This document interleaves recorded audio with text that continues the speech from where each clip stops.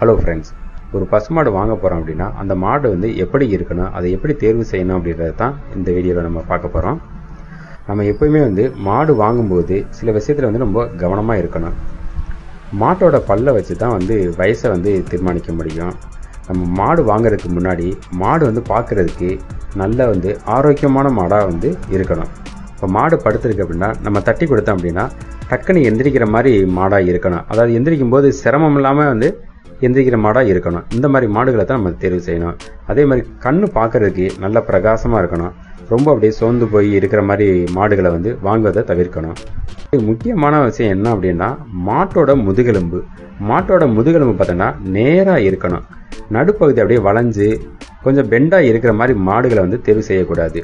எப்பயுமே வந்து முதுகெலும்பு வந்து ஸ்ட்ரைட்டாக இருக்கணும் பார்க்கறதுக்கு. அந்த மாதிரி மாடுகளை தான் நம்ம வந்து தேர்வு செய்யணும். பால் மடி பார்த்தோம் அப்படின்னா நல்லா டைட்டாக இருக்கணும். அப்படி 4 காம்புலையும் வந்து பால் வருதா அப்படின்றத செக் பண்ணி வாங்கணும். இதுதான் நம்ம வந்து பசுமாடு வாங்கும்போது நம்ம எதை கவனிக்கணும் அப்படின்னா இந்த மாதிரி விஷயங்களை வந்து கவனித்து வாங்கணும் அப்படின்னா ஒரு நல்ல கறவை பசுவை நம்ம தேர்வு செய்யலாங்க. நன்றி.